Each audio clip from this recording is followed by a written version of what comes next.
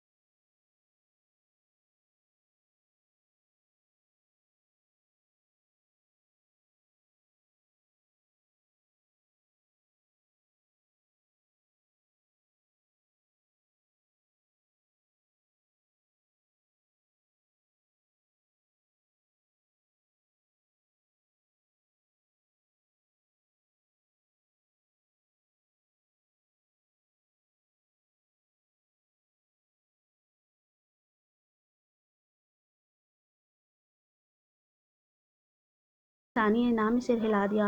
जिससे मोहब्बत हो जाए उससे बेहतर कोई नहीं लगता। वह कितना ही बुरा क्यों ना हो। सानिया के चेहरे पर अजीब सी मुस्कुराहट थी। शायद उसे तुमसे मोहब्बत थी ही नहीं, क्योंकि मोहब्बत कभी ख़त्म ही नहीं होती, ना कभी मरती है। यह ज्यों का त्यों हमारे दिलों में वैसे ही रहती है, चाहे आंधी आए या तूफान आए। जो एक बार दिल में मनपसंद बैठ जाए उम्र भर वही रहता है, कोई दूसरी जगह नहीं ले सकता उसकी। रवीन जो उसे अपने दुख रफ़ी जो उससे अपना दुख शेयर कर रहा था, उसकी बातों पर चौंक गया। उसने सानिया की बातों का वही मतलब लिया जो उसे लेना चाहिए था। ज़बार उसके दिल की मनपसंद मनसब पर बैठ चुका है और वह उसकी जगह कभी नहीं ले सकता है। सानिया के इतने खुलकर इकरार करने पर उसकी आंखों में खून उतर आया। अगले ही लम्हे उसका दायां हाथ घूमा चटाक। सानिया हैरत से कुछ बोल भी ना पाई। तुम इतनी गिर चुकी हो कि इतनी बेशर्मी से मुझसे बात कर रही हो। मैं तुम्हारा शौहर होकर भी ज़बार की जगह नहीं ले सकता। रवि गुस्से भरी नज़रों से उसे देख रहा था। आंखों में आंसू लिए बायां हाथ गाल पर रखे बेयकीनी से उसे देख रही थी। उसके वहम और गुमान में भी नहीं था कि उसकी बातों का ज़बार ये मतलब लेगा। मैं तुम जैसी औरतों के साथ 1 मिनट नहीं रह सकता। दफ़ा हो जाओ यहाँ से। मैं भी तुम जैसे घटिया इंसान के साथ 1 मिनट नहीं रहना चाहूँगी। तुम्हारी सोच भी तुम्हारी तरह घटिया है। सानिया जाने के लिए उठी, मगर रवि ने सख्ती से उसका हाथ पकड़ लिया। अच्छा, मैं घटिया हूँ, मेरी सोच घटिया है? तुम नेक हो ना। वह कौन है जिसे अपने दिल की मनसब पर बैठाया हुआ है, जिसकी जगह कोई नहीं ले सकता? रवि कहर बरसाती नज़रों से सवाल किया। रवि ने कहर बरसाती नज़रों से उससे सवाल किया। वह जो भी था आज मेरी नज़रों से गिर चुका है। आज मुझे अंदाज़ा हुआ है कि वह आदमी इस काबिल ही नहीं था कि उससे मोहब्बत की जा सके। रवि, तुम उस काबिल ही नहीं हो कि तुमसे मोहब्बत की जा सके। तुम बहुत खुदगर्ज इंसान हो। तुम्हें मैं उस वक्त नज़र आती हूँ जब तुम्हें मुझसे कोई काम होता है, या तुम्हें कभी मेरी तुम्हें इसके अलावा तुम्हें कभी मेरी मोहब्बत नज़र ही नहीं आती। तुम्हें कभी नज़र नहीं आया। जब तुम सारा सारा का राग अलापते हो तो मेरे दिल में कितना दुख होता है। मगर मैं तुम्हारी खुशी के लिए तुम्हारा साथ देती रही, कभी तुम पर अपने जज्बात जाहिर भी ना होने दिए, क्योंकि मुझे हर हाल में तुम्हारी खुशी प्यारी थी। सानिया आंखों में आंसू लिए बोले जा रही थी। रवि आंखें फाड़े उसे देख रहा था। उस पर हैरतों का पहाड़ टूट रहे थे। उसमें इतनी हिम्मत ही नहीं थी कि वह एक लफ्ज़ भी बोल सके। सानिया के हाथ पर उसकी पकड़ ढीली पड़ चुकी थी। सानिया और भी बहुत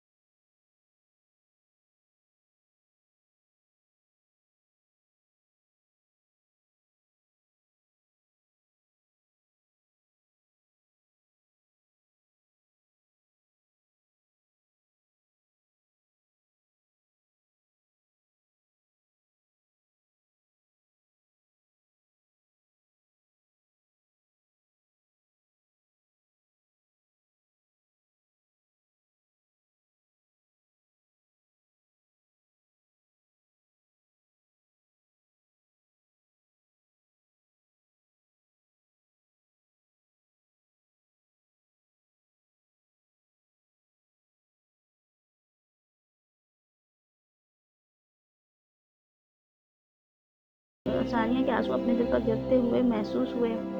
महसूस है। अपनी गलतियों की भरपाई जितनी जल्दी हो सके कर लेना चाहिए। रवीत मुड़ा और अपने कमरे से निकलता हुआ तेजी से सीढ़ियाँ फलांगता हैदर अंकल के घर पहुंच गया। सानिया आसपास से बेखबर अपनी सोचों में गुम थी। उसे रवीत के आने की बिल्कुल भी खबर न हुई। रवीत ने गला खंगार कर उसका ध्यान तोड़ा। रवीत पर नजर पड़ते ही सानिया नागवारी से मुंह फेरते हुए अपने आंसू साफ किए। मैं मानता हूँ कि मैंने तुम्हारे साथ बहुत गलत किया। मैं अपनी गलतियों की माफ़ी मांगता हूँ। मैंने इतने दिनों तुम्हें बहुत हर्ट किया। मैं बहुत शर्मिंदा हूँ। यह पिछले 7 दिन बस शर्मिंदगी में गुजरे हैं। मैं इतना शर्मिंदा था कि तुमसे माफ़ी मांगने में ही ना आ सका।